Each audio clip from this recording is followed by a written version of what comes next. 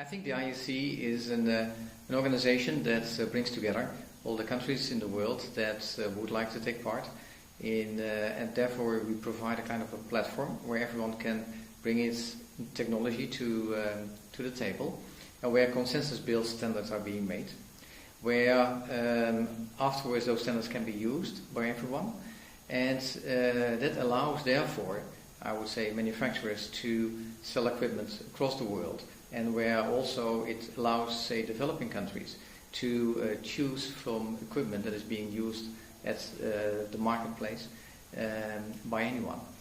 So it allows for a lot of goods and facilitates trade in its most optimum form. And do you find that countries, do they willingly cooperate? I mean, obviously everyone has their own national interests, so how easy do you find it to get countries working together? Yes, I think the countries are working together because they understand that they have to work together. Because if they don't do that, they would only have, say, their local, say, standards, and that would mean that they are isolated. So having international standards is something that those countries understand, because that's why they are member of the IEC, and that will provide them with the standards that they can implement. And give us an idea about these standards. Many people listening might not understand why it's important that we have standards for products. So why is this relevant? Why should people care?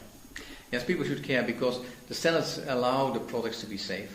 That's the very first characteristic, but also to be interchangeable, to work together, to be connected to each other, because the electricity, the products that are driven by electricity usually are connected one way or the other, either by the source or by the transmission of the signals that they give.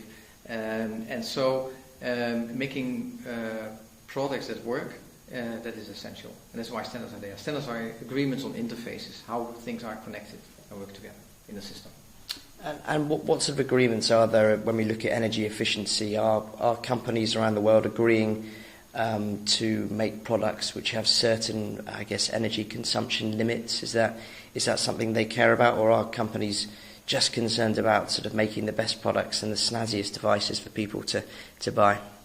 Yeah, I think companies are, of course, very much worried about making sure that they make the best product. And the best product can be measured both in terms of energy efficiency as well as be the coolest product on earth, so to speak. I think the fact that the general public is getting more and more aware about energy efficiency, that is what drives the manufacturers also to look at that aspect of their product and make sure that they can compete with their competitors on that aspect as well. Not just making the coolest product, but also the most energy efficient product. So I think the general public has also here, by using and making, by choosing the products that they feel is the best for them in this aspect, they will have a say in how the products are being manufactured. And smart grids have been talked about a lot. They seem pretty cool, but are they actually being delivered? Do you see countries in the world which we can look to and think, well, actually they've got a pretty good model that others can copy? Yeah, I think smart grids is very important. Many, say, developed countries have faced the issue that they have to renew their infrastructure, and they are busy in taking the latest technology in trying to upgrade their infrastructure. Countries like China are on the forefront of technology, but also countries as the US have a big challenge there, but also in Europe, because infrastructure you design for 50 years, for the next 50 years, so you have to do that with an open mind for the future and for new technologies, and making sure you can, say, later on use it in the way you want to use it. And do you think are governments willing to make those, from what you've seen, are they willing to make those investments now, which may be sort of short-term costs but long-term benefits, as you've outlined? I think yes, in general they are, but I think more can still be done. I think the governments still need to work better together in order to create, say, regulatory frameworks to allow cross-border cooperation. It is there in many places in one way or the other, but it isn't enough yet. So I think we need to do more there. But awareness is where it all starts with. And in terms of public awareness, what role does the IEC play in trying to sort of drill it home to people? Energy efficiency is important. To save the planet and also save, I guess, pennies from your wallet. Yeah. Well, we have written a couple of white papers on these subjects. We try to influence all our stakeholders, make that very clear to them, organize workshops and sessions in where we discuss these issues, and promote it through our technical community, which is large. Some 30,000 people are working together to create standards on electrotechnology alone, and making clear to them that only by working on these aspects we can make it work.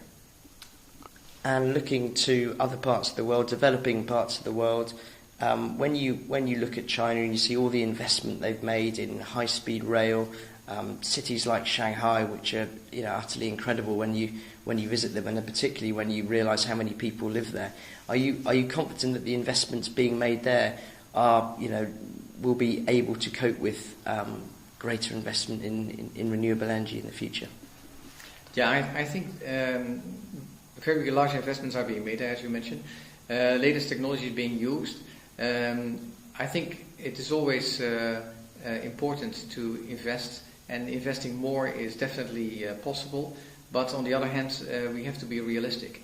Yes, I think definitely if you look to China, what they are taking over, what they are investing in, and what they are developing themselves is really huge. It's really a big effort there. And China is obviously one of the world's leading developers investors in wind technology, in solar technology. Do you think that sort of not necessarily China, but governments around the world realise all the additional investments that need to be made when we talk about renewable energy, and all the sort of investments that need to be made in making grids more able to cope with the flux and demand of that particular sort of technology? I think we need definitely to work on all the parties here and all the stakeholders to increase the awareness. The awareness specifically, for instance, if you have renewable energies and you want to connect it to the grid, that's one of the topics of one of our white papers, there you clearly have to match that up with storage capacity, because you have to buffer it such that you can have the electricity available when you have to unload it at peak hours and deliver it to the grid and to the consumers. You have to match those things. It takes time, and it takes awareness of everyone to invest in this. But it will be there. We'll come there. And I guess a final question, looking ahead to the forthcoming climate talks in Doha, a lot of focus there is going to be on adaptation and how countries can build more resilient systems. Clearly, having a resilient smart system, smart electricity grid is important. Do you feel that is being taken into account by from what you've seen around the world? Are people thinking about having to build more resilient electrical systems? Yes, I think there are many people getting that message and also amplifying that message. So I think specifically in those discussions, as you mentioned, it is absolutely on the table. So I think, yes, that's good. And we need it, and we need to discuss it more, and making sure that it is not just being discussed there, but that's where it starts.